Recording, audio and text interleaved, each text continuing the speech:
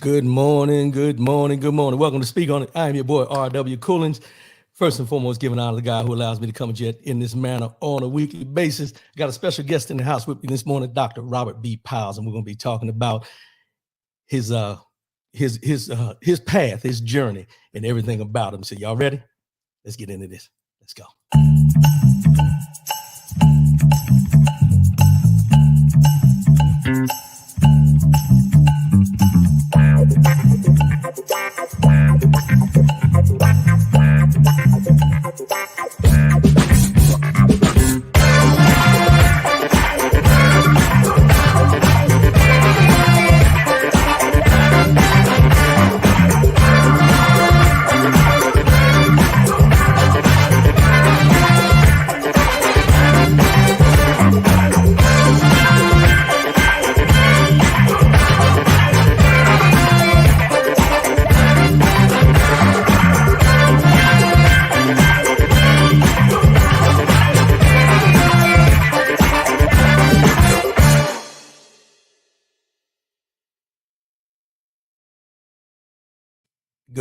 Good morning again. Welcome to Speak On It. I'm your boy, R.W. Coolings.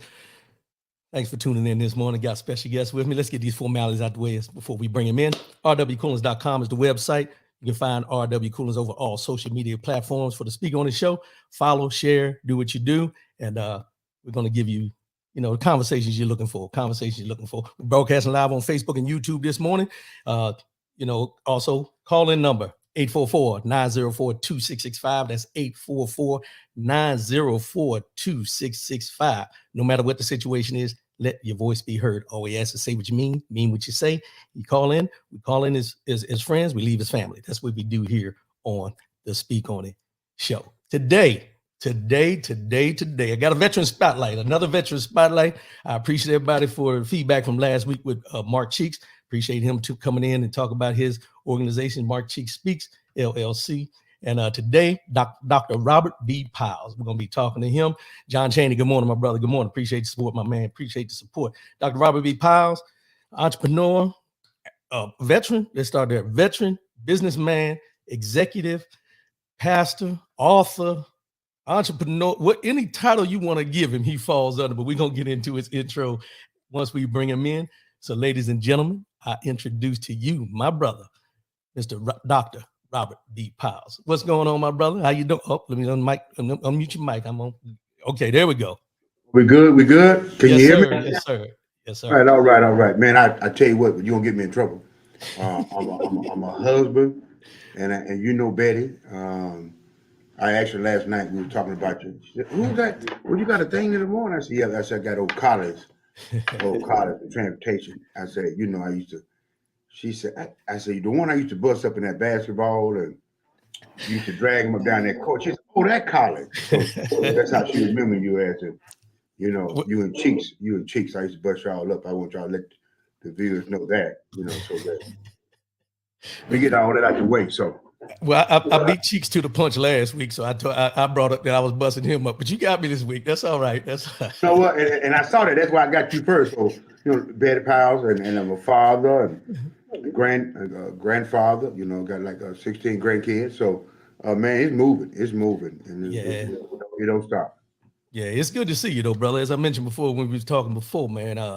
It's good to see good people that you met through your travels and that you haven't seen in a long time, and to know that you're doing big things. And before we get into this, I'm gonna bring this up because we met in Wyoming, Cheyenne, Wyoming, just like we did with Mark Cheeks, and playing ball, different things like that.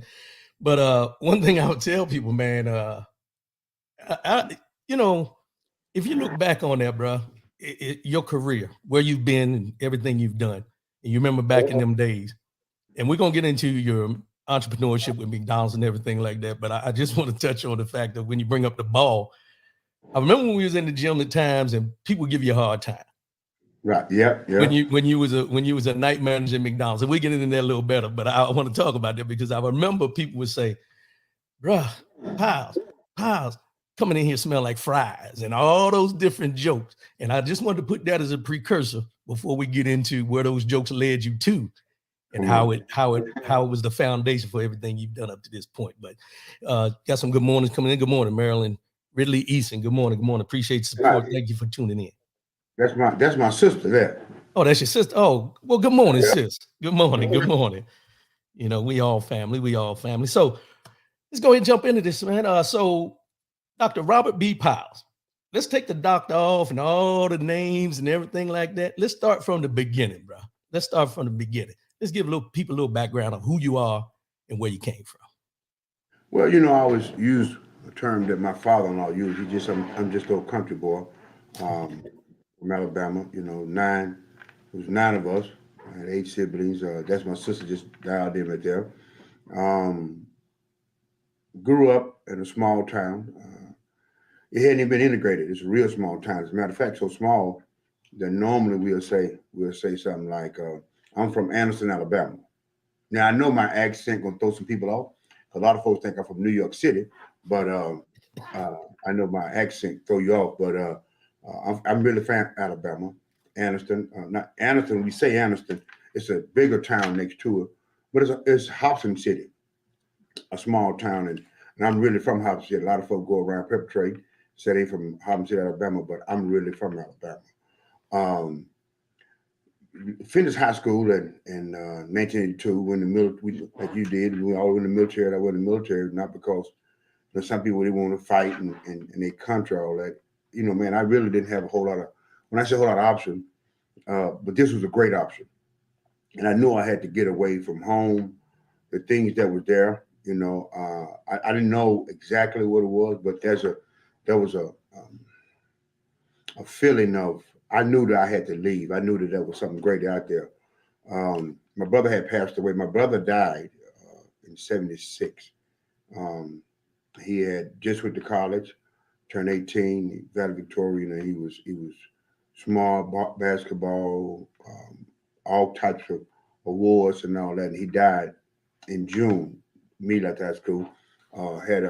Before he had an open heart surgery, one of the first one in the University of Alabama. So me leaving, going to the military was a challenge for my mother. She wanted me to stay because she didn't get no time with my older brother. So I went in the military. I knew I had to go. My mother has been was my dependent when I went in from day one until the day she passed away. We brought her here years ago. We took care of her. Me and my sister took care of her till her last day. So the military was great for me. I didn't have a whole lot of, when people say a whole lot of strong ambitions. I just knew what I was at. I knew there was more out there, but I didn't know what was out there. So when I went in the military, I told them one of my main goals was to have my own room. With people. So I talked to me about the foot of the bed. They don't know young folks don't know what the foot of the bed is. The foot of the bed is it's two in the bed up top, and then there's no room up top, so you go down bottom. You sleep at the foot of the bed. Your head is at the foot with the feet. So that's what my whole thing was, college, man. I wanted my own room, and I got that. And then after going to not FE1, but I was in Grand Forks, North Dakota, cried like a baby. Had never really left, quote unquote, been away from home too long. Went there and being from Alabama to North Dakota, Canada, man, it was so cold, man. I tell you, I don't remember the sun shining. Left there, I was there about 10 months, 9, 10 months, went to Texas, trained, and then I went over to Korea. From Korea, I went to FE1, and that's when it really kind of started. A lot of folks, if they really know me, they'll know my name used to be Bernard Ridley. Bernard Ridley. So I changed my name when I was like 20. About 20 years old, I changed my name. I never was a Ridley. I changed it to Pyles, and my father we had a conversation even prior to me doing it. He had talked to me also, so I changed my name. And it seems to me, even after that, things start to roll to me even better. I have to tell folks there's something about a name, and then go to FE1. Like you said, we shooting ball. Now, the one thing, Colin, that's different than what I tell folks, our friends, when we shot ball, we may did thing club, but we had accountability. And, hey man, you better go home. And you know Betty don't play. Hey man, what you doing out here? You know what I mean? Hey man, I noticed you doing this. So it wasn't just shooting ball. It wasn't just going out. We had friends that would get on each other. I mean, literally, we have shot sharpen each other. And I remember, ain't too many. I'm gonna tell you this, and I always did say this. There's not too many people that worked in your career field that were sharper than you. Now, cops, we were sharp, because really ain't nothing else you can really do besides riding around. I wasn't right. Yeah. Wear your uniform, wear your stuff. Man, you was clean, you was sharp. You might have known that. You might not have been the smartest guy, but I'm telling you what, actually, then we wouldn't know no better. So that's the thing that I loved about it. Was more than just a ball. It was relationship. What you talk about that we got done shoot ball. We went in shower and the wives got together almost every weekend. We got together in one of the houses. We cooked. We did all that. And then we spend so much time together because when people understand the military, you don't have family. You my family. When we say the military, camaraderie, you all they got. You can't go down to mama, you can't go to sister house. We all we got. So that makes it even better. It makes it even better when you talking about forging relationships that gonna last forever. Yeah. So I went in there, like you said, I worked at McDonald's, man. I worked at McDonald's and used to in the paper they would put Robert McDonald Pyles scored this many. They would write it up, and man, I took it as man. I know what he was doing for me when I got to FE Warren Air Force Base. Uh, I was $10,000 in debt. I Mm. was in my car, and I didn't even have one. I was walking. My friend, who's now my wife, she was a friend. We was not going together, anything like that. She would allow me to use her car. And so she would drop me off and I was working part-time. So when I got there, once I got done with the training, upgrade training, all that for the base and got my stuff done, I got a job at Long John Silver's. Worked at Long John Silver's probably 3, 4 years until it closed and I went on down to McDonald's.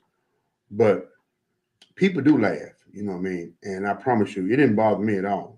Because hey, I was recruiting guys in the base that had jobs. I started out trying to pay the bills off, but once I had the bills paid off and all that, I said, man, shoot, I'm gonna keep on going. So I've always worked. Before I even came in the military, I had two jobs. While in the military, I had two jobs. I worked at Long John Silver's. Then I went on to McDonald's. Worked there as a swing manager. Like you said, weekends and nights. People used to joke and laugh. And I even had a couple of the officers who tried to make me quit once I was a senior CO and progressing. They were like, "Hey man, they don't look good. You're not working, da da da, right?" And I had some other senior NCOs that stood up and said, "Hey man, that guy, that's about the only guy I can get a hold of 24/7." So it was just, man. A lot of times people come in, man, say they knew. Even when I got in the program, the way it happened is I had progressed, and I had progressed, and I was looking to continue to rank, and I knew I would probably have to go overseas and do something. I had been there probably at the time. I spent, I mean, how many years I did? If it went 12 years, about 12 years, and I had been there about 10 years. And I said, hey, I went to talk to the owner. I said, look, man, it was a Sunday morning, and he came in to help work, and we would just talk. He always come working, and he said, hey, man, I said, hey, I'm looking to um, keep progressing in the military. I said, do y'all have like a leave of absence? And he said, hey, Robert, he said, yeah, we do. He said, no, that's a no-brainer. He said, but how you ever thought about being an owner? And I looked at him. I said, he trying to trick me to keep working. That's what he trying to do. I just put figure in my mind.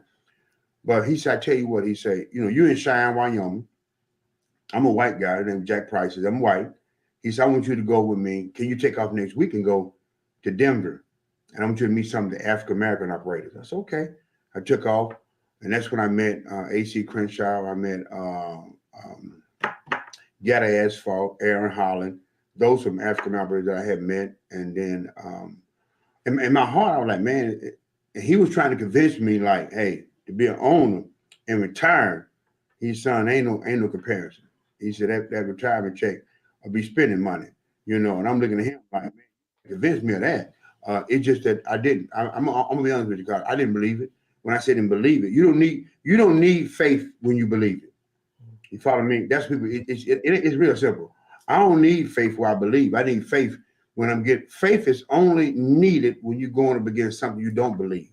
I don't need faith. If you ain't gonna do nothing big, you don't need faith. I can go out and get a car. I can go out and finance a car. I can go do certain things. I don't need faith to buy no car. You follow me? So, but I believed him.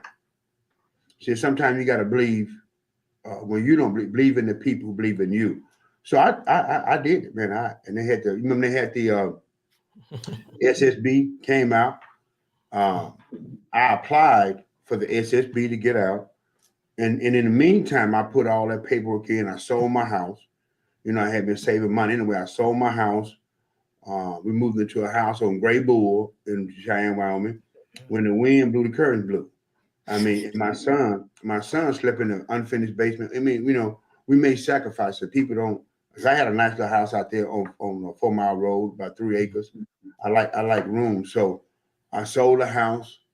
Applied to be an operator. It's a whole process. And then once accepted, I was relying on the SSV money too. But when I applied, everybody was getting their date to get out. I didn't get mine. So I went back over to headquarters. Hey, man, look, I ain't got my date yet. He said, well, let me shoot a message off to headquarters and find out. So he called me back. He said, man, he said, you only been in like 10 years. I had been in like 10 years. 10, 12 years. I think 12 years at the time, about 12 years. He said, you only been in 12 years? I said, yeah. He said, I was a master sergeant at the time. So he's like, hey, I thought you had been in 15. So it was 15 years. You remember the 15 years. You could retire early, get the money. Now, if you had less rank, you could do it. I had too much rank and not enough time. So I played that thing and going back and forth. So by the time I got done, man, at 15 years, got out there, get anything. None of the money because the program, eventually phased out. But at the end of the day, man, I can talk about that faith walk. I can. It's not that we do things even when Jack had talked to me about being an owner, and some things that I had done, sold, some things that I had invested in. When I say invested, I mean not like technically put some investment, but when you sow, when they tell me something, I just believe it. When they talk about sowing where you want to go, we always give folks stuff that we sow down. And I think you sow down. They say you sow down for health and you sow up for wealth. That means that we don't get like a guy like yourself, Collins, right? You're doing pretty good, and I think you are. And they'll say like they won't give you something, or they say what you get. I hear this so much. They say well you get somebody got everything. Yeah. You know what I tell them? Some more of it. I'm serious. And I told him, I said, you cannot give me. I said, if you small, right? You cannot give me. So we want people to. It's an analogy in that. So when I would go out, we'll go out and eat and do the thing. I'm going to put in. The rest of them, they want to use the company card. I had a sense of belief that card connected to somebody. So when I would do stuff like that, he would sit down and talk to me. He said, man, you know what, Robert? He said, I wish all of them did that. It just after a while, man, Collins, you know how I love helping. I love giving. But it gets to a point where ain't no fun no more when it's an expectation. Man, look, I sold to where I'm going. I just went and saw a man last week. And this week, flew over, when we drove over, he definitely don't need it. I don't think he need it. I don't know his background, but he live in a $25 million house. That's what I said, $25 million house. I have never seen a house like this. You know what I mean? You know how when you come back, you want to just put a match to me. I was just going to come home and put a match to my house. But that's the stretching that we have. And man, I look at things too today when people try to look at what you have and what people have. Oh man, well, look at man, God put you in places where you'll say, I got it, guys. I can't get the big head. You can't get the big head, man. Man, and pride. You don't get too prideful. Pride of what? Man, let me tell you something. I tell them, you didn't say that when I was getting by them shoes at the Salvation Army when I was in 11th grade and my feet broke out with bumps and all that. You weren't saying that when they had gave my mother some clothes and I went to school and the jacket was one of the jackets of one of my classmates' brother. He knew it and he tried to bust me out. Not intentional, right? But Right. good thing I could crack jokes and get them off of it. You know what I mean? So what I'm saying is that, like I was talking about my own room. You know, I got a pretty big house, and the guy, man, what you doing out of the room? I said, whatever I want to do with them. What I want, whatever. You know, we was in the project, man, and there was 9 of us in a 3-bedroom. So tell me, don't come talk to me about this and now. You want to talk about that when I was, you know, we know how I was in the military, man. If you got your own room, especially you want no NCO, Right. you know, you had to bunk up. So I'm gonna tell you, man, I'm excited about what God is doing and like what you are doing. And I believe that when we get together, college man, if we do stuff like this, the answer is on the table. Somebody on this call, whatever issue that we have, when you reach out, God is obligated to help us find the answer. So my life with the military, a lot of things I learned in the military, a lot of things that I had instilled, my father instilled to me by just watching him, my mother, being a lot of folks, man, you can't even really pick out one person, even, you know, when we're going through life. There's so many people that you allow. That's a different thing. You have to allow folks to touch your life. You know, Judas, Peter, all of them had the same mentor, Jesus. And you saw what Judas did. So you could be in the same family, you could be in the same job, you could be in the same friends. We had friends that, you know, man, that was rotten, man. They reach out, I don't reach back. I mean, I ain't talking about I ain't like you. I just, you know, that ship is sailed. The ship done sailed. Matter of fact, the ship never sailed. And there wasn't no ship. You know, I cut them dudes. I was in the military, man. And once you see somebody, I learned you got to believe them when they tell you who they are. Yeah. And all people need is an opportunity. See, they ain't got you because they ain't had opportunity to get you. So that's kind of, I don't want to buy around. If they beat you, I know they'll get me too. If they steal something from you, if they talk about you to me, they talk about me to somebody else. So you ain't got to talk about me for me to just back up. Like you said, that ship ain't gonna get going. And there would be a relationship, you know what I mean? Exactly. So you know how it was, man. Them guys would come, we'd be together, man, and they never would put in on it.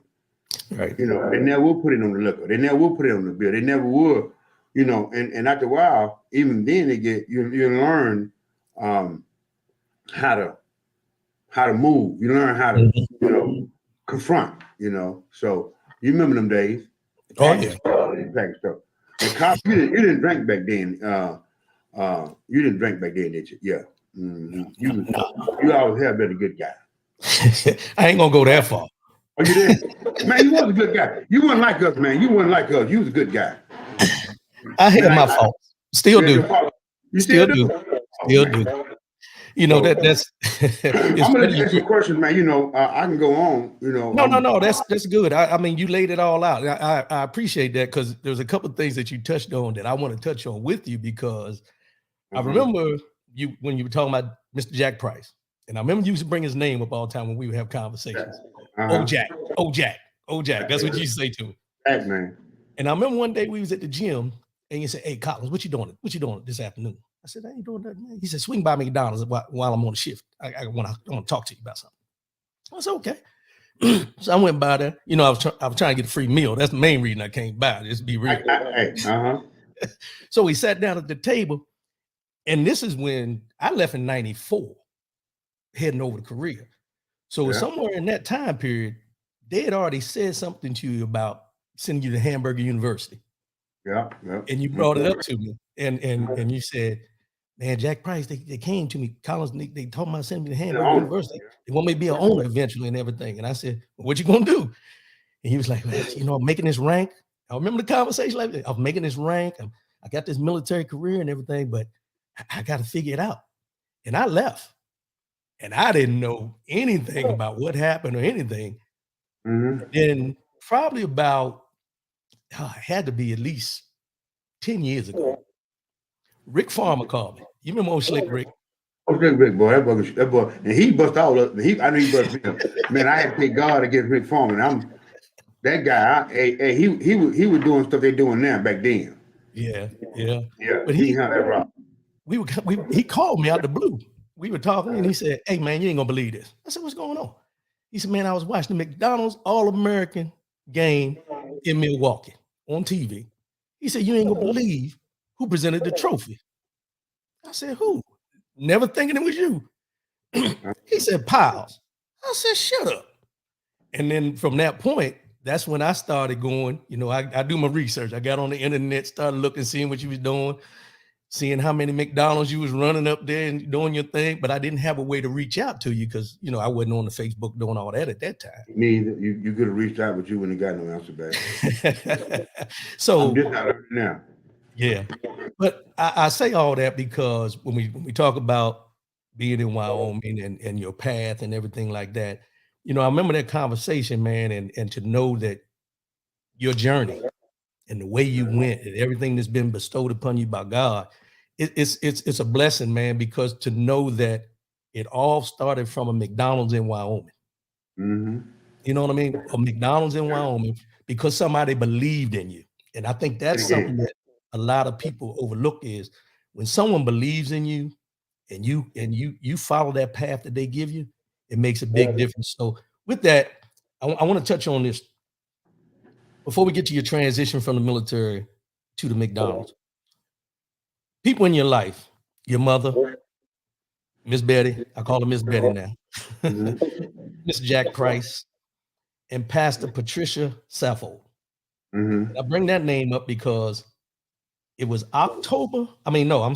Valentine's Day of 1998 Mm-hmm. Yep.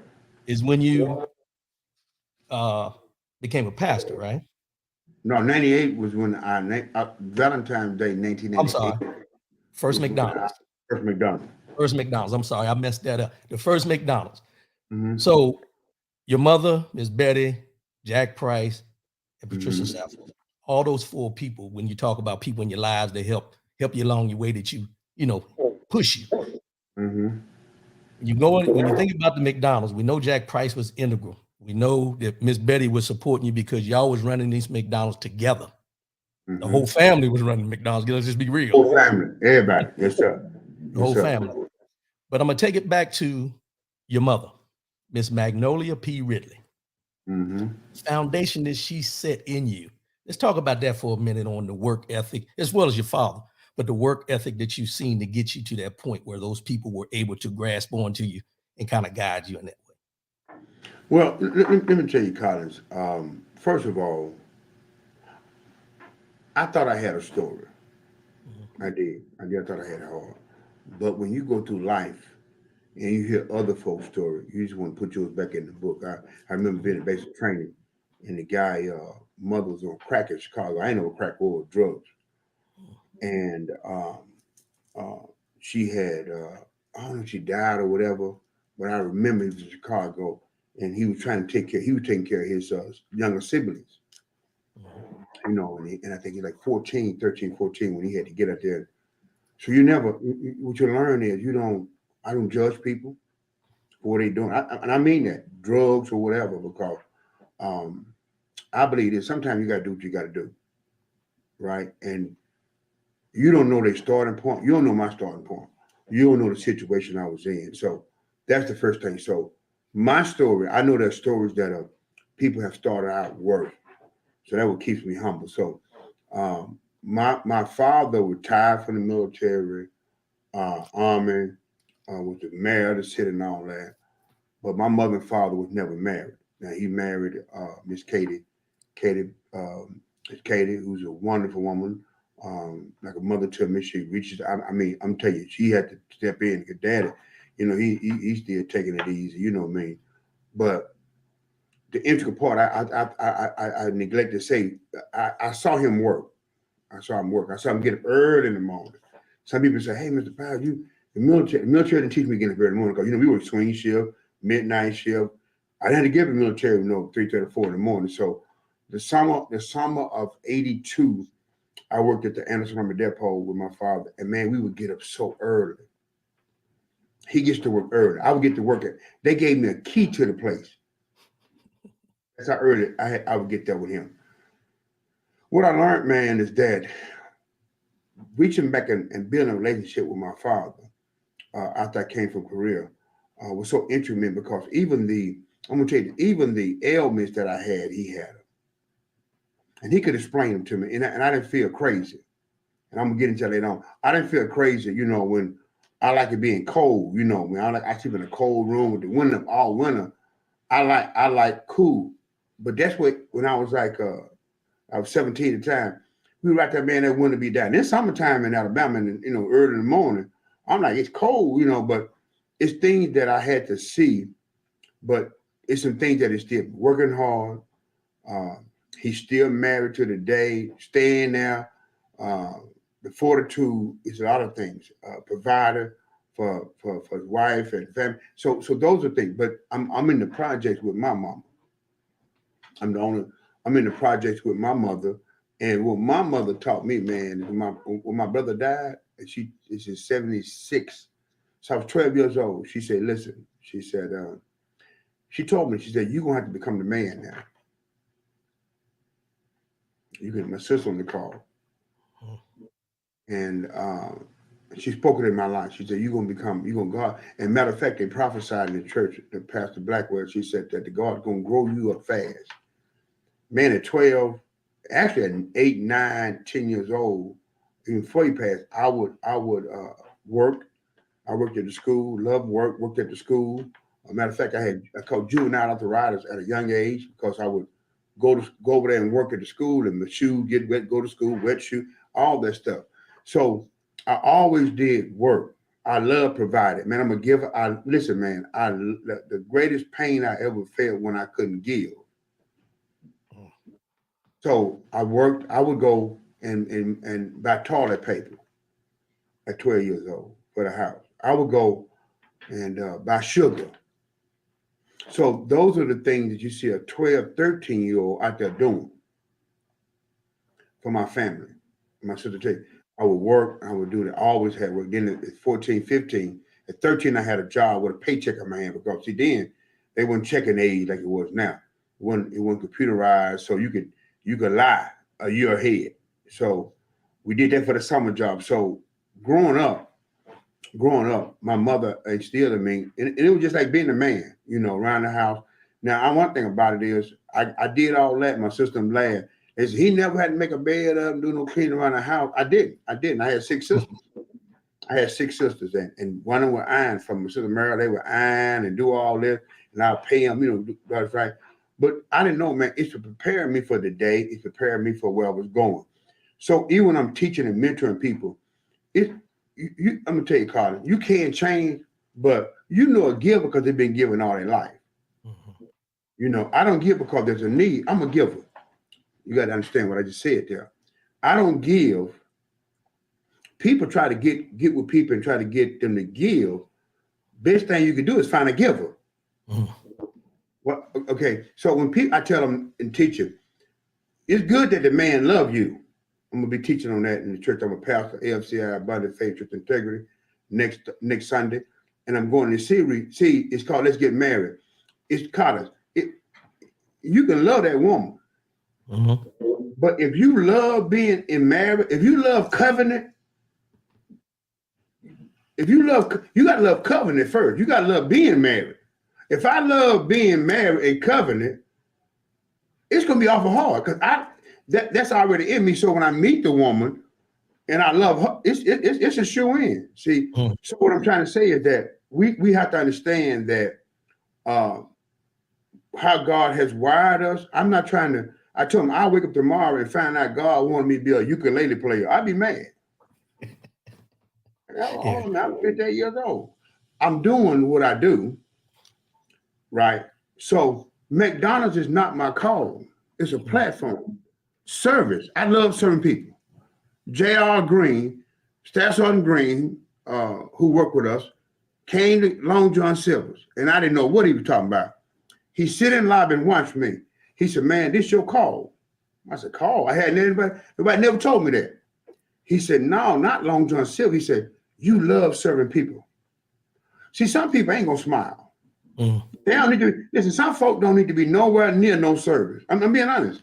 Yeah. You know, you want somebody that's gonna take care of you, that want to take care of your service. So that's the piece I had to learn, and you have to teach folk. You know, so when I heard you talking about transportation ain't your call. It's a platform, right?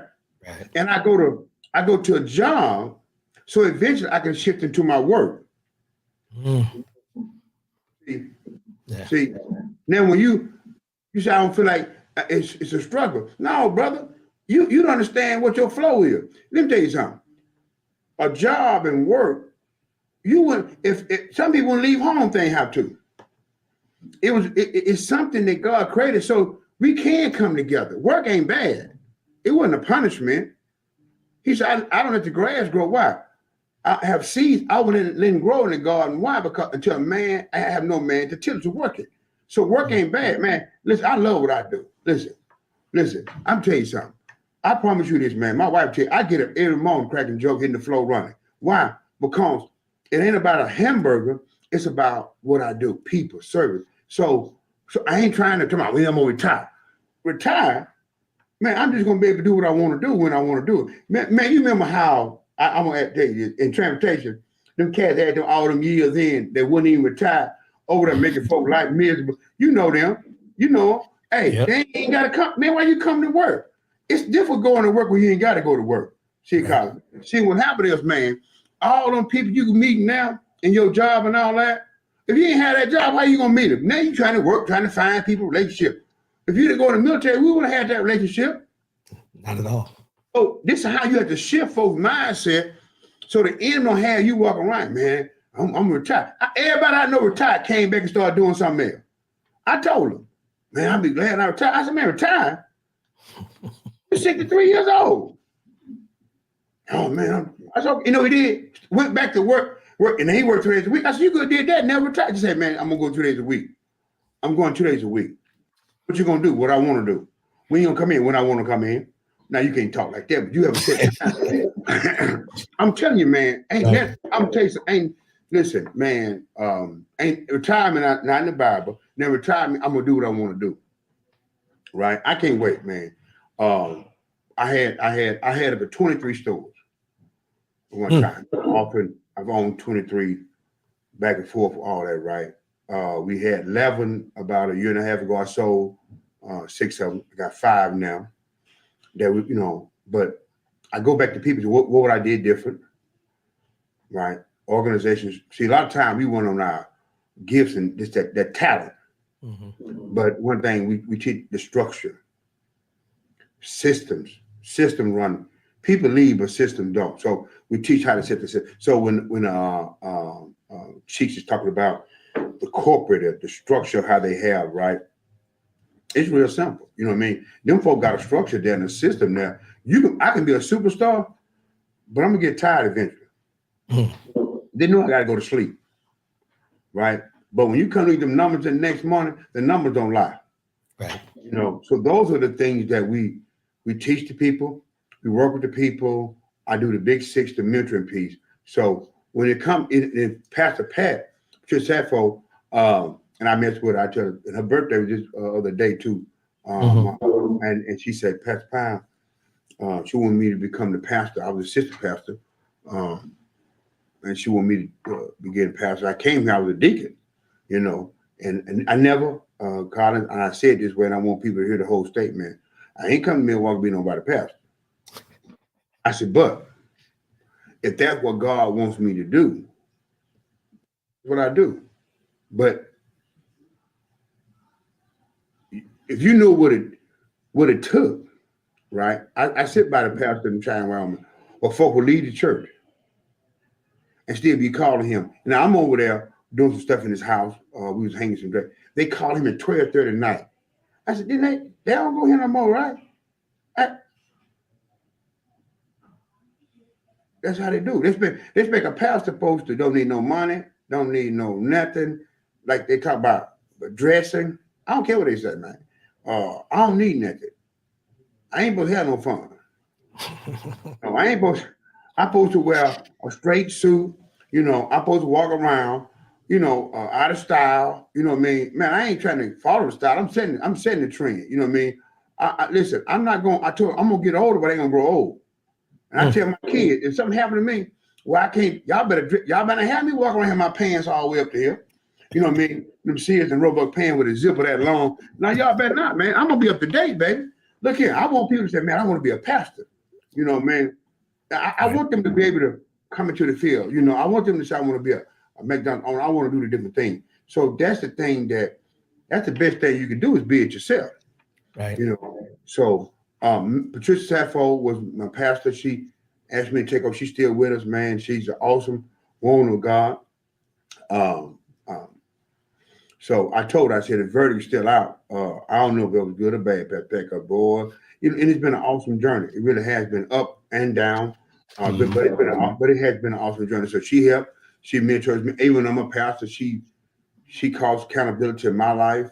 She even connected with great relationship. Who's our Bishop E.L. Warren, and so nothing but adding in my life. Nothing but adding. In my life. So I give a shout out to Pastor Patricia Sappho, who really has been a beacon in this Milwaukee area and to my family, So she's good. She's real.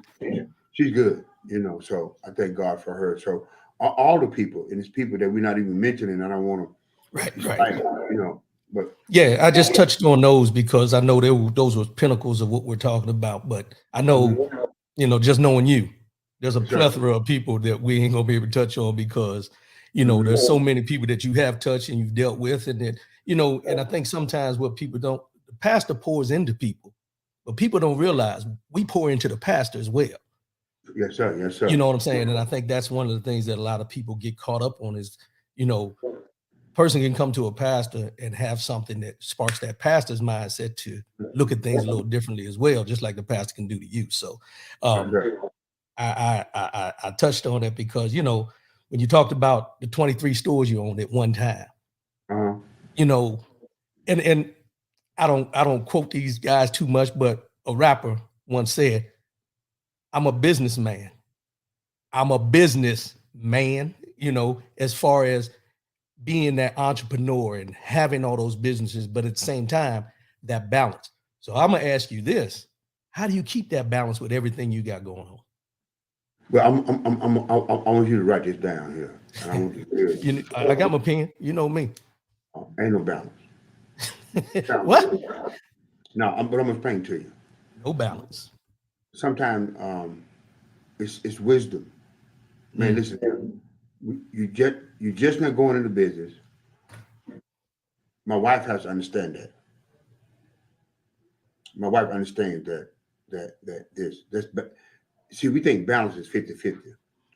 Right. In this season here, I gotta hit it hard in the ministry. Right. In this season here, I gotta back up in the ministry just a little bit. Y'all gotta get it. I gotta have people in place. I can't do it. I can't do it in this season here. So when I try to balance, see what they told me was when I became pastor, they said you got God, the church, family, and all that, right? That confused me because I'm like, then I had to choose, So what I said was, I changed the mantra. I changed the whole mantra. I said, no. God, listen to what I'm saying. God is not first in my life. He's the center of my life. One hat, one goal, one God. One guy, one goal. One guy, one goal, one God. He's in the center. So when you're sitting there talking to me now, stuff I'm saying, you're going to hear in the pulpit. You're going to hear in the boardroom. So I'm in the boardroom, they say, man, that'll preach. When I'm in church, they say, oh, boy, that working business. So when people try to separate it, oh, man, it's a balance. Man, sometimes, hey, Carlos, I'm going to get back with you. When? Maybe a couple of months. When people put a demand on stuff and not understand that So you have to understand the people around you, because I'm a pastor. Majority of people that is attracted to the ministry are people who have businesses. They're probably in a situation where they may go on vacation a couple of times a year, right? So I ain't sitting there putting that pressure on them like, I need you here every day. I need you here every Sunday. Hey, man, the type of people that we have attracted to this ministry, they travel. Some of them have already had some great ministries where they are in Haiti a couple times a year. So I don't put that type of mandate on them to where I need a balance. Man, right now, this season, I'm in Haiti. So that's what I try to say is that we have a conversation on what's going on. You can't. And then you got to have when you say Betty and a spouse, a partner, a friend. I got a friend, a couple of friends that's really, they want you to call every day, and that's cool, but I can't call you every day. I can't be on the phone with you three or 4 hours talking about, I just can't. I want to, but I can't. So maybe that relationship, I can't handle that one right now. You know what I mean? Because I'm moving. I'm doing some couple of things. I got some things I'm working on, and you have to be understanding of that. Like you said, our gap was not just because of that, but it's because of we just lost contact. Right. But if you don't call me next week, I ain't mad at you when you call me next month. And I understand. When you got things, he's I'm a busy man. Now I don't use the word busy. I tell people it's almost an insult, because you look at the word busy in the dictionary, it's like it's always referred to busy work. I don't do busy work. I want to be effective. Man, I know you're taking care of things. You are being effective because that's I know you're busy. A lot of times when I heard they would tell me that, they didn't call me. Well, I ain't call you because you was busy. I didn't want to bother you because you was busy. And I started saying, man, that's an insult. What you mean? I say, that insinuates I'm just busy because I do have time. Let me tell you something. I do have time, right? Now, if I'm going to give it, that's another story. Because some people love, the main thing I can't waste is time. I can't get that back. Yeah. Can't get no time back. You know what I mean? I can't get that back. So that's one of the things that when you say balance, man, here's what I come to do. God called me to do, Carter, is to bring us a peace in your life. Man, you trying to balance everything. Listen, man, when I'm at church, man, the business suffers. Man, it's the business. When I'm in the business, you should be ministering. I mean, it's like I'm never there. So I had to say, hey, man, look here, stop. This is what we're doing. This is where I want to be where I'm supposed to be at when I'm supposed to be at. And yeah, I could be over here. I was at a class here, the Big Six, and I tell them how they wanted me to go camping. I had a friend of mine asked me to help support the Boy Scout thing, and that's okay. And really, it was just a financial thing. But I went to the meeting with him and all that. So they said, hey, we want all the ones who gave to go camping with the boys. I said, I ain't going camping. Look at me. I said, I ain't going camping. Well, it'd be nice. I know it'd be nice. It really would. I said, I was in the military and I slept out in the woods and did all that. I ain't sleeping in the woods no more. I said, now I'll drive up, get me a hotel, and be out there with them while they up, and then go back to the hotel. But I'm not going to sleep. I said, because I gained nothing from that on the ground. Well, and then they begin to describe, not them, they took it, okay, you asked me for the financial piece. I ain't going to be everything for you. I ain't feeling bad because I ain't everything for you. I ain't going to be everything. I ain't going to try to supply every need. That's God. So I was talking about that in the Big Six. I was teaching how you got to know put some parameters. And the lady was telling me, yeah, you needed to go because there's young men that need this. And she gave me, and she laid it on heavy. You know what I told her? I said, that's 90% of the young men in Milwaukee. When am I going to sleep? You got to know what you call to do, man. Yeah. I'm okay. Listen, I'm going to get in my car and ride off. Listen, I'm going to crack jokes at the funeral. Listen, because people, man, I can't supply every need. This is what I'm going to do. I'm human. I need some sleep. I wish I wish I was be able to lay hands and do all that, and they all heal, eyes open up, all that. But see, sometimes, man, you got to know what God has called you to do. Right. So then, even when you was talking about, sometimes you get frustrated. Uh, you was talking about how I got to meet man, I got the military. I was frustrated. I was kind of pressed, right? See, let me tell you something. Man, ain't that wrong with you? You come in here, man, ain't that wrong with you, boy? Depressed. I said, what you supposed to be having all them names, all them depressed? I said, I tell you, Colin, I said, man, if you wasn't depressed, if you hold up, let me say the word we use. If you wasn't feeling some type of way, what you were dealing with during that time, you crazy if you didn't. So that feeling, the enemy tried to make like it's a bad feeling. Listen, man, if I lost my job and I ain't got nowhere to sleep, if I'm riding around like ain't nothing happened, it's something wrong with me, man. It's folks that come out, man, I'm depressed. I would too. Now what you gonna do about it? I think about killing myself.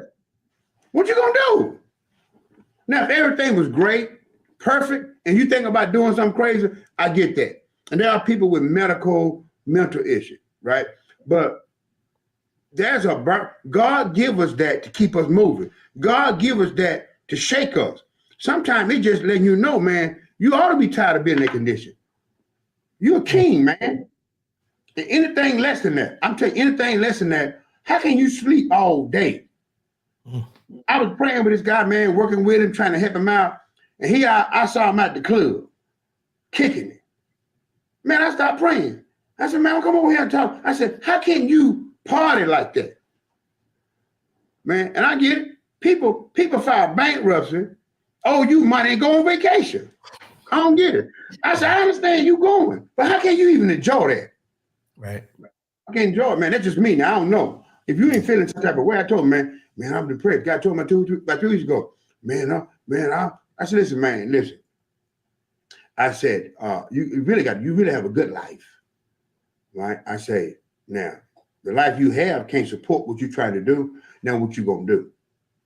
But you won't come right here every day, drop in here and then drop it on me. You don't come right here no more. If you're not gonna do anything about it, that's all I'm trying to say, Carter. If I'm gonna be a mentor, mentoring means that you listen to me. Right. Mentor, listen to people who come around and I tell them, don't bring me the same problem. You hear me, right? A bigger problem. Man, I'm trying to pay my rent. Okay, we done figured it out. Now I'm trying to do this. You can't keep coming to me every year. I need this. It's the same problem. Give me some new problem. Yeah. You got some new problem. Don't keep bringing me the same problem, man. Yeah. We start to look at you. Something wrong with you. If everybody around, I'm down with him.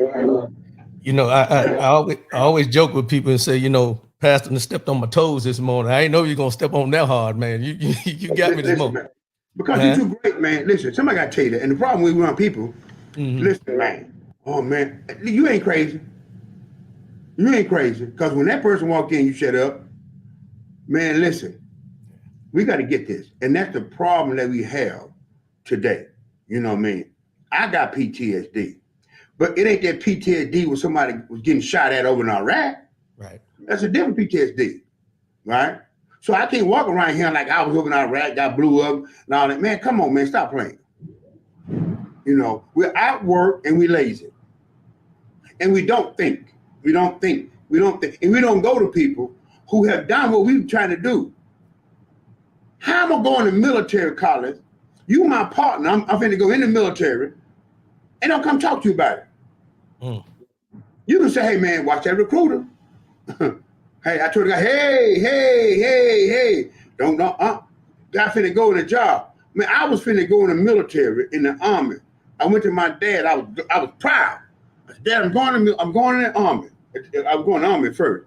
He said, what? He said, good, son. He said, what job? I said, I'm going to be they told me this. Now listen, I was a combat engineer. You know the combat engineer? They put engineer on the combat. He said, you going to be on the front line, chopping bushes down, shooting. Combat, son. Yeah. How you going to buy a house? Don't talk to me and I do houses. I look at him. How you going to buy a car? And I got guys that sell cars, eat cars, sleep cars every day. And I ain't never bought a car myself. And I'm 58 years old, never. I was going to my car guy. What you think about this, man? He said, man, I bought that car. They had a problem that car that year there. That's got them 300 got a front end lineman problem that you're going to pay that thing every year and a half. You know, it's people, man, around God. God sends the Holy Spirit. My wife is a helpmate, and we're helpers of one another.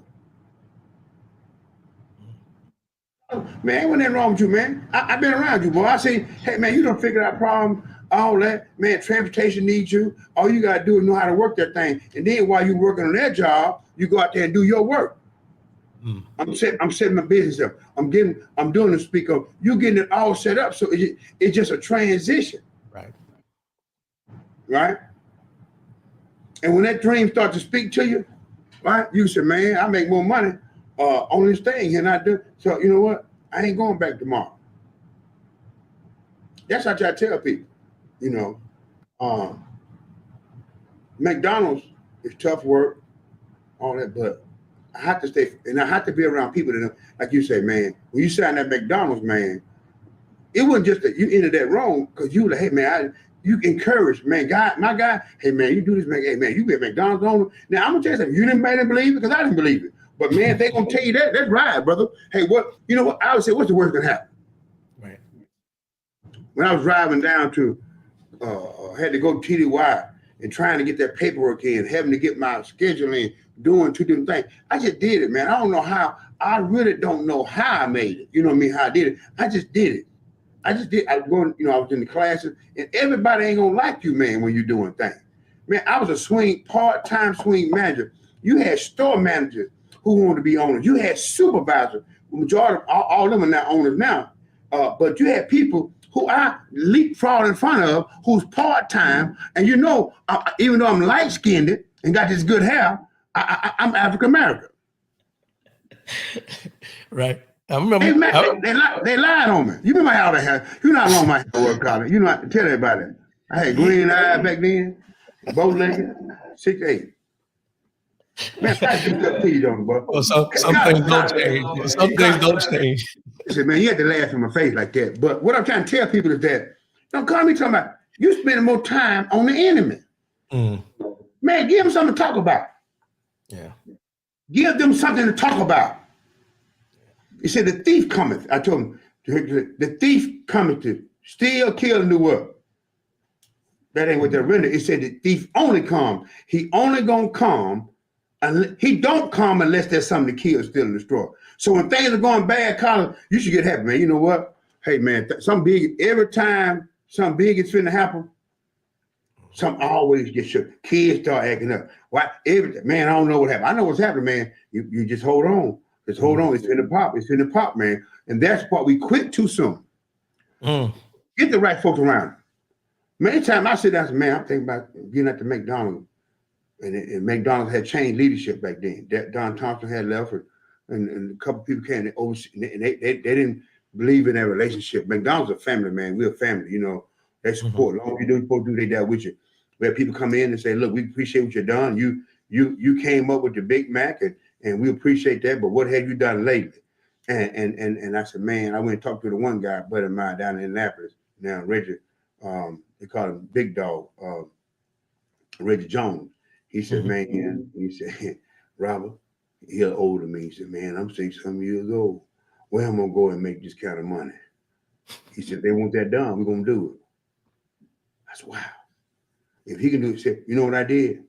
Shut up and wrote that wave out. It wasn't a year and a half. Everything's back the way it was. Yeah. You need to get around folks that going, when you crazy, we can't be crazy at the same time, Colin. We can't. When Moses would talk to God, and God got mad at the people, right? And God was going to destroy everybody. He said, God, you can't do that. He said, what are they going to say about you? What the people, you brought us out here to die. God said, you're right. And then Moses get mad at the people. God would tell him. So what happened is, even we together, man, I'm human. I'm gonna get in the situation like, man, hey man, Pyles. Remember how we used to do? Hey, man, you crazy, man. You better not go in there and say that. You better not do that, man. Yeah.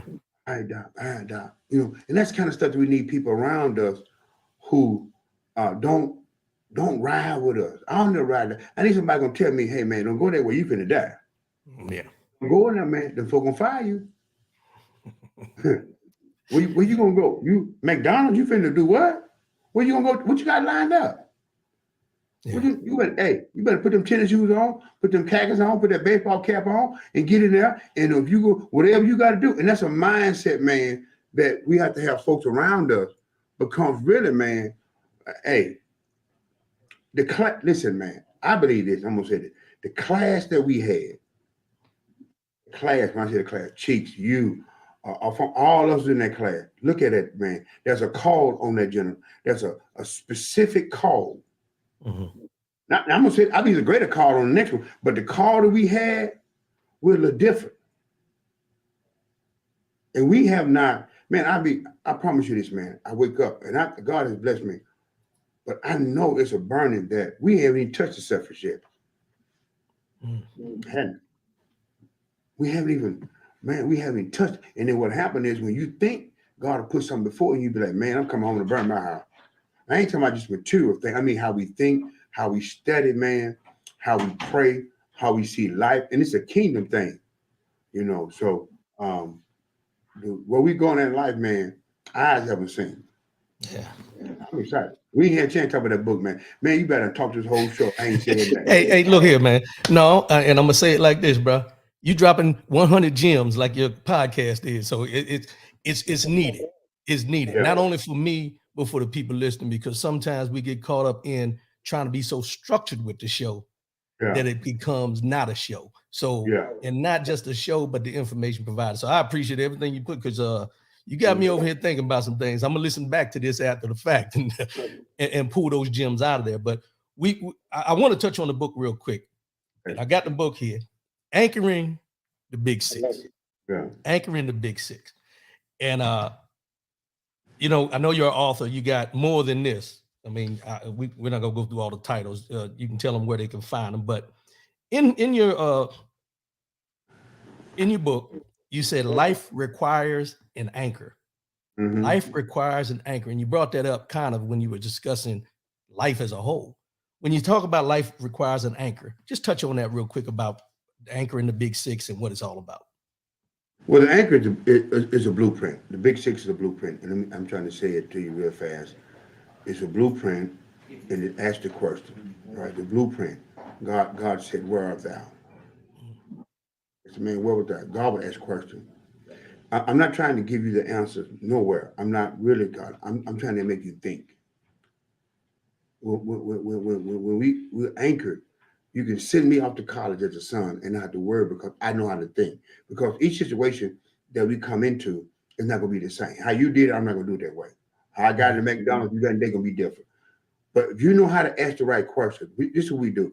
The big six cover every area, right? Every area. I like the military. It's easy for me to see it and you to see it, but the big military deal with your health.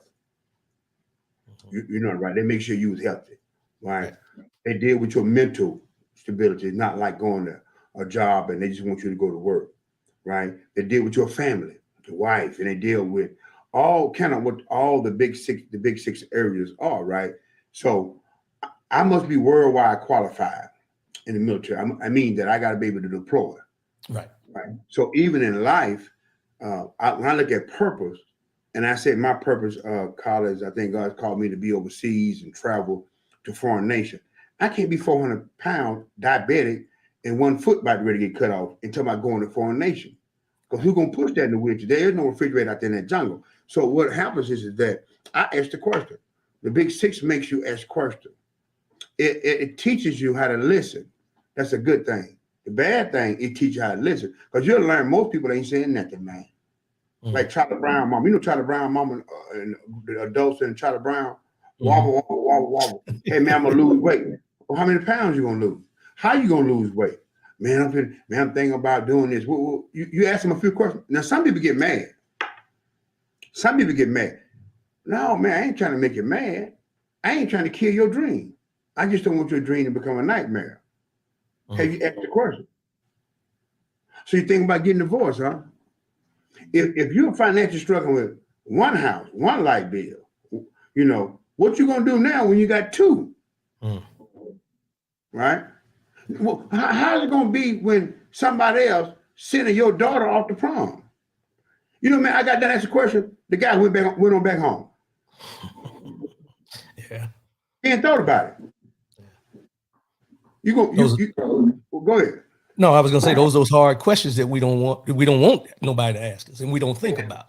And let me tell you something. I promise you this: when it comes to credit, don't get in front of the man and don't know all these. We make sure that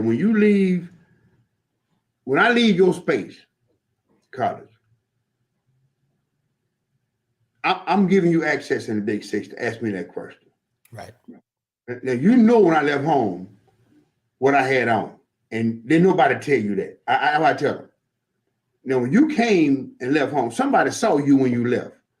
That's what happened in our community. That's what happened in our houses. You can't say that to nobody no more. So what happened is life. You don't want life. Listen, the farther you go out and be corrected, the more pain it is.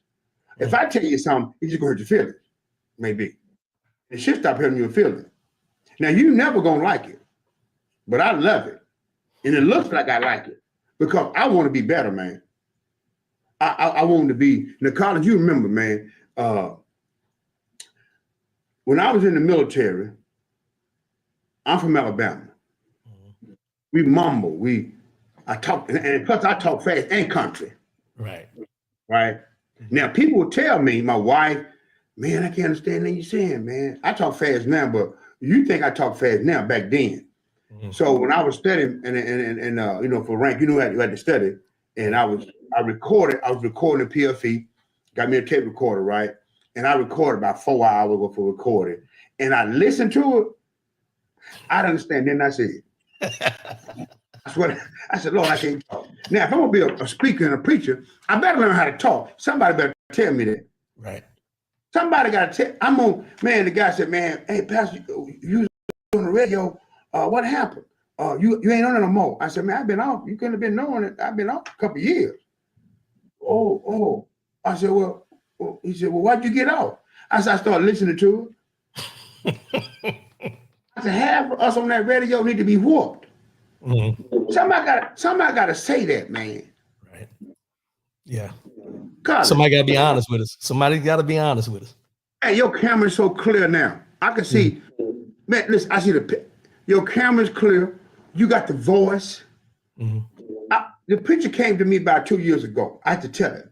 His denture kept slipping, his top denture. I said, listen, man. He's an old guy. I said, can I talk to you? He tried to tell, yeah, Pastor, I said, listen, man, you can't come back. Listen, man, get that fixed. Get some powder denture. And I told him that. Because I'm telling you that partner, because you don't need to go nowhere talking about you going to preach somebody. You throwing me off. Right. But keep listen, man. Don't let me go out there like that and get crashed. Well, most of the time, people don't correct you because they want to go talk about you. Huh? Most people won't correct you because they're gonna go talk about you. They won't tell you. They'll tell everybody else. It's just like in your business with McDonald's. They won't tell you, the manager or the owner, when they had a problem with something at one of your stores, but they'll tell everybody else.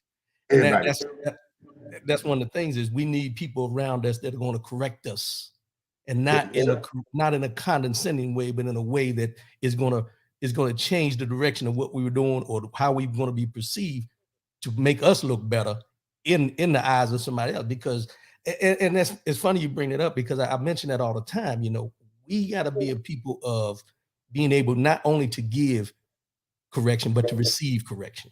Come on. And a lot of times it's not even called. I try not to use the word correction.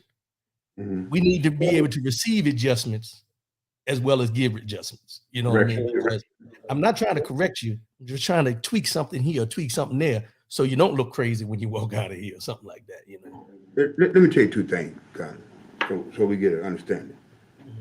Mm-hmm. There's nobody that like being corrected. It's a natural being told what to do. It's a natural built-in. I told him I got a grandson. He's 2.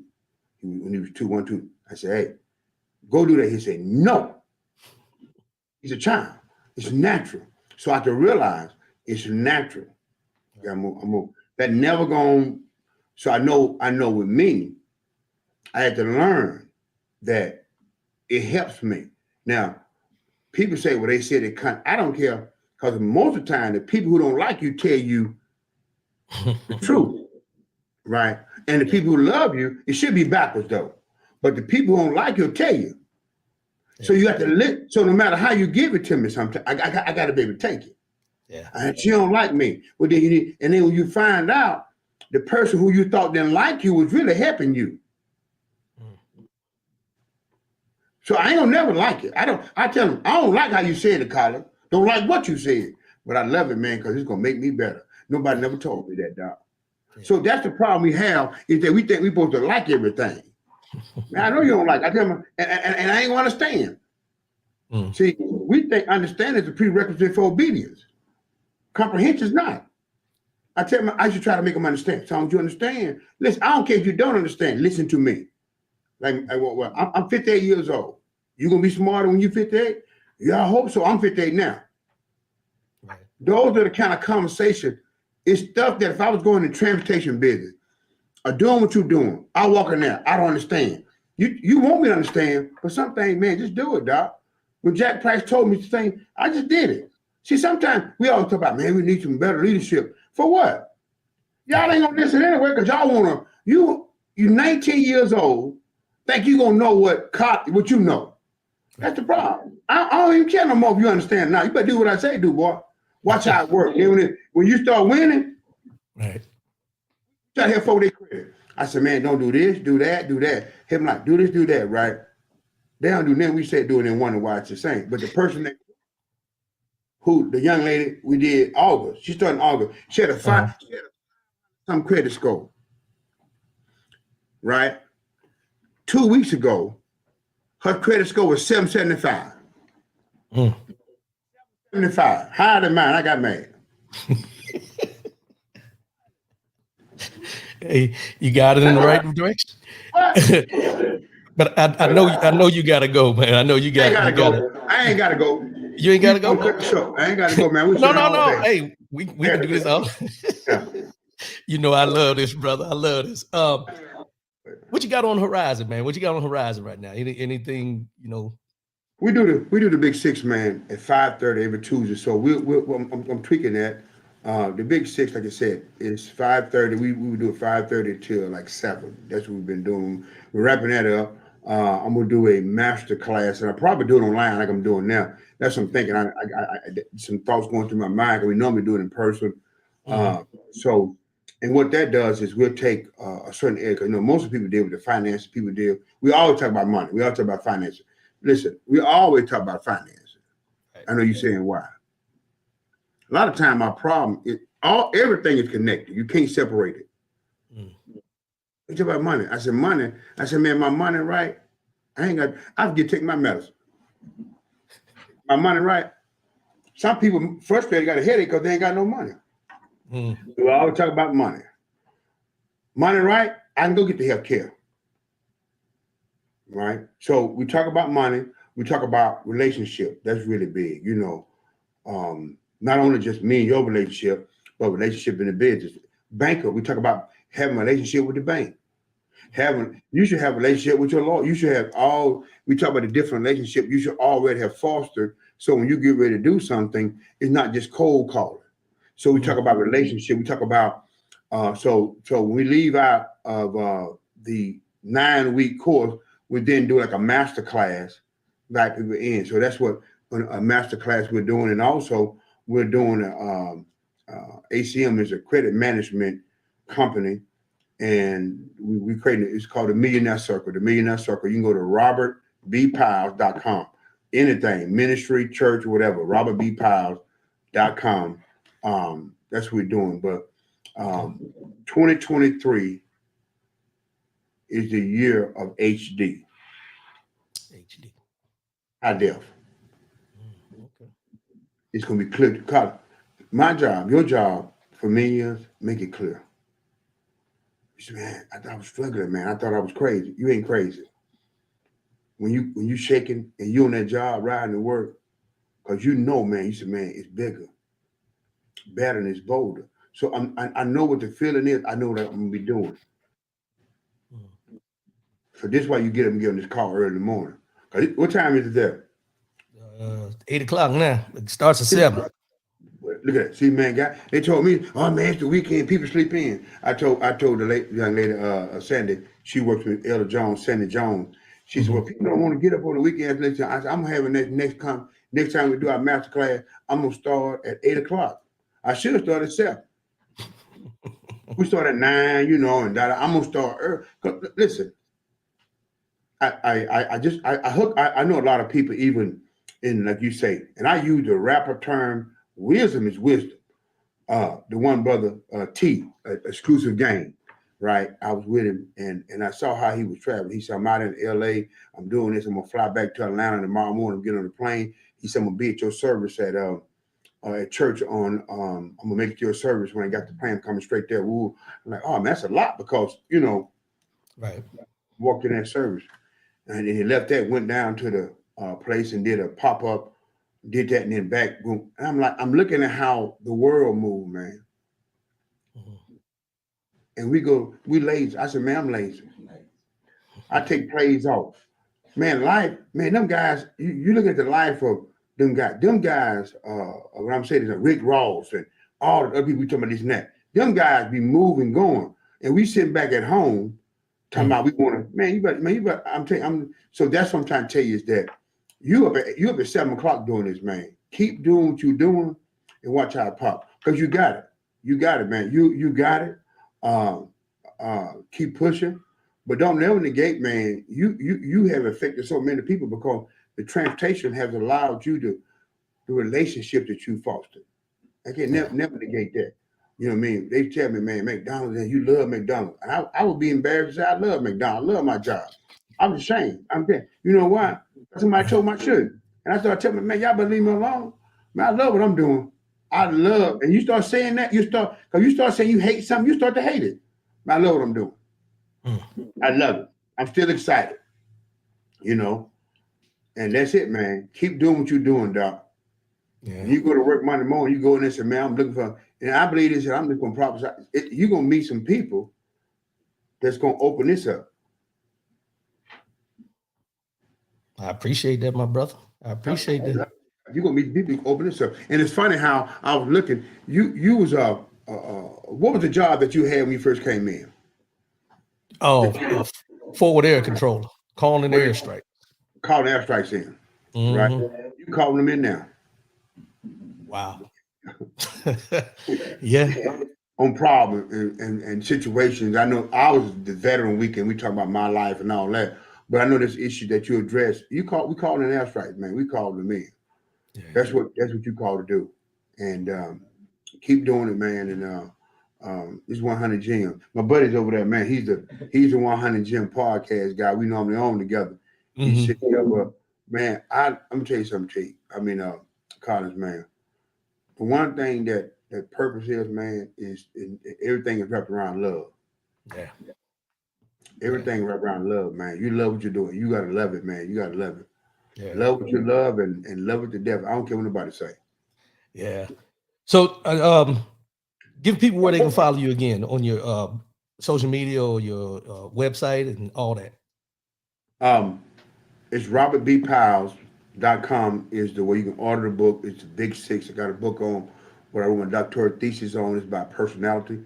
That really is. I haven't even released that one, but I sell it. I've been talking about it, but it's a personality book.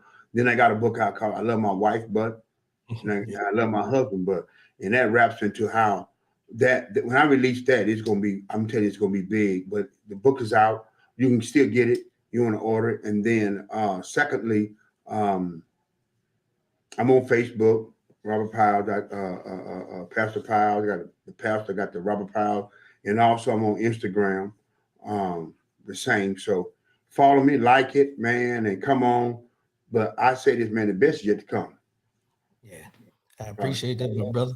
I Yeah. appreciate that because it's good to hear those things because sometimes we get so caught up in what we're not doing that other folks recognize what we are doing and it just solidifies what we know we should be doing. Mhm. There's one quote that I found, and I'm going to leave it with this. There's one quote I want you to touch on this. You mentioned it before, but I pulled this out of your book. Same God, same goals, same guy. Elaborate on that a little bit more before we leave today, because I found that and I said, you know what? I need to start using this in my life. Same God, same goals, same guy. Touch on that for me. Well, the whole Big Six really developed out of church. I was in church, and the way they was teaching and the way they talk, it just didn't catch up with me. So when I tell you God first, family, then I think like once I'm done with that, I put it over here. But when I saw it was all center. So when you meet me in McDonald's, and really people do it in a way, because I tell men no such thing as church people. I love them church people. No, that's the person working at the bank. That's the lady at the front counter of McDonald's. If she nasty at church, she nasty in McDonald's, right? So it's the same guy. So we can understand that and God don't improve on one area. Everything He gives us, if it works you read in the book, if it works somewhere, it works everywhere. If God gives you something, it works everywhere. He don't increase your finances or your business and not deal with your relationships, your marriage, your all those. Everything grows in simultaneously. So I'm the same guy. You meet me at church, I'm gonna talk about. I ain't ashamed to talk about McDonald's. I'm not ashamed to talk about my life. You meet me at the boardroom, I'm gonna talk about God. Right? They call me, hey man, can you pray for my wife sick and got cancer? Pastor, can you pray for me? It's in the boardroom. Right? My goals are all succinct together. I'm working on some right now. We're doing the digital, the scanning where you can just scan. You know how to do it. I'm doing it at McDonald's. I'm doing the Magnolia Realty. I do the realty. I got a real estate company, and I'm also doing it to church. Right? I'm the same guy. You talk to me now, Collins. You're gonna hear the same thing. You don't know where you heard it at church or you heard it at the boardroom. That's why I tell them. So I don't struggle trying to put on. Man, how you wear on different hats? I said, man, I got one hat. I got one hat. If you love treating people right, that's the kind of person I want to be in business with. So it ain't like I'm gonna switch when I get to church. I switch when I'm in the job. I'm in work and everything personal because I'm a person. So that's what that really means, man. It's the same guy. I got the same goals, same God. I don't switch up. What you see is what you get. And if you're disappointed, and I gotta tell them sometimes you expect more than you come go see and you be like, Lord, I was disappointed. What you see is what you get. Well, when you say same guy, I'm a co-sign that. Because all these years ain't nothing changed. Ain't nothing changed.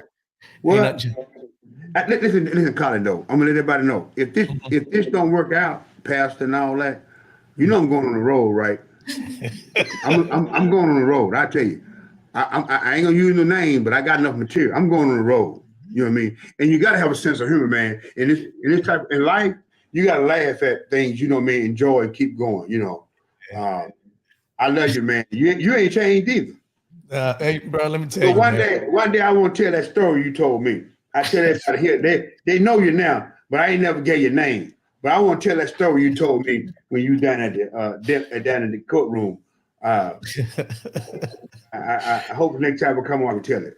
Oh yeah, we definitely gonna have you back, man, because we got some other things I want to touch base with you on, because the Big Six, we'll get more deep into that and then some of your other books as well. But I'm gonna tell you, man, I love you, man. And like I told Cheeks last week, man, it's something we don't tell each other enough, is that we love and appreciate each other. And as you said, man, with all the time that has gone by with us not talking or interacting, but it was like we just picked up the ball and just ran the court for the day. Hey, ran the court. I appreciate you, man, and I thank you for coming on this morning, man, and keep doing what you're doing, man. And I'm gonna keep following. I keep watching. Watching. I watched the 100 Gems podcast, and I can't remember who's the guy that's on there with you. You said his name. Robert Harris. Mr. Harris. Yeah, Mr. Harris. Yeah, y'all keep doing what y'all doing, man, because it's 100 Gems is the perfect name for what y'all have over there, man. And I appreciate it, because I pull some things out every once in a while to keep me motivated. So anybody that's listening, if you haven't tuned into the 100 Gems podcast, go watch a couple episodes. Where can they find that at? Is it a website for that? Yeah, you go to the website, 100 Gem 100 Podcast. Gems podcast. Podcast, and you go there and you go in, listen, man, we just now Podcast.com. .com. 100gemspodcast.com. Okay. Yeah. Yeah. And that's good, man. It's good to see us doing things. And I think with this social media age and everything like that, it's good for us to be able to reach out and get people involved and everything. So, and any last encouraging words you want to put out there for everybody before we go? Well, I think that like I said before, and I'm just not utilizing this because it sounds good. Things will become clear. The older I get, and like our relationship now helps make it should make things clear. The podcast is making life clear. So when I say it's going to be HD stuff that we thought that, man, I was depressed. Yeah, that's not depression, man. That's something letting you know you need to move. So I'm excited about 2023, guys, and Collins, to pop on and pop off. It's easy. It's easy with the technology now. Right. We sitting together talking before. It was like a rocket scientist. So the best yet to come. Yeah, well, I appreciate that. And for all the people that usually tune in and those new listeners that came on to hear Dr. Robert Pyles, I appreciate y'all coming in this morning. And we're going to have him back again. I'll make sure we let y'all know. As I always say before I sign off. Maryland, everybody. Yeah. As I always say before I sign off, love yourself, love one another, keep your head up, and most definitely keep your faith in God. I appreciate y'all tuning in, and we'll see y'all again. Not next week because we're going to celebrate Thanksgiving, but we'll be on the following week. So y'all enjoy your Thanksgiving if I don't reach out to you. Love you, Brother Pyles, and we'll talk offline later on, brother. Appreciate you. Sure. Thank y'all for tuning in this morning, and we out.